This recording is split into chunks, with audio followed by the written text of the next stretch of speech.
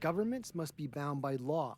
A day after Alberta teachers launched a legal challenge of Bill 2, Alberta's premier suggested she doesn't really care what the courts think of her government's back-to-work legislation.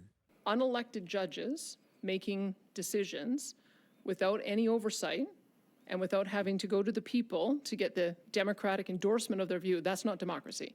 When elected officials make decisions, that's democracy. The bill included the notwithstanding clause to end the strike of 51,000 teachers and impose a new contract on them. The Alberta Teachers Association, however, argues it's a violation of their charter rights to free association and expression. We have a right it's one of the few ones we have left, to pursue this legally, and we will do that despite what the premier says. Order!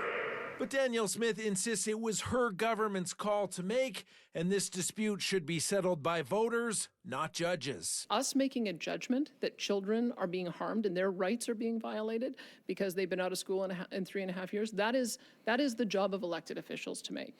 And if we've got it wrong, then we'll hear about it at the polls. But this political scientist says the premier is wrong and that judicial oversight of legislation is fundamental to a healthy democracy.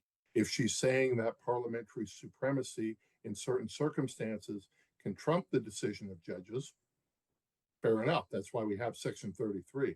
But to say that judicial review in and of itself is undemocratic, I think is wrong.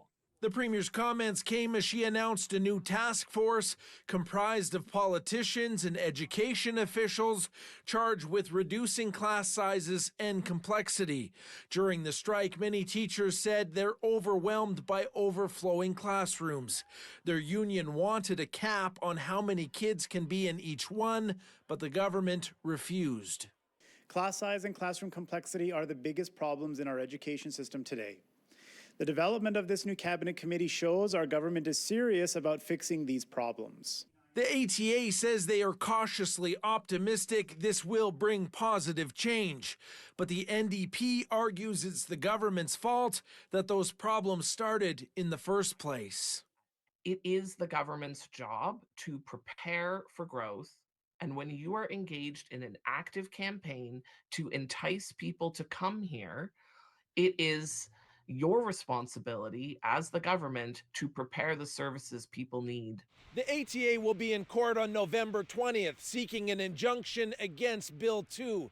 If they're successful, they will again be in legal strike position, meaning schools could shut down again before any class size issues are fixed. Reporting from Edmonton, Sean Amato, City News.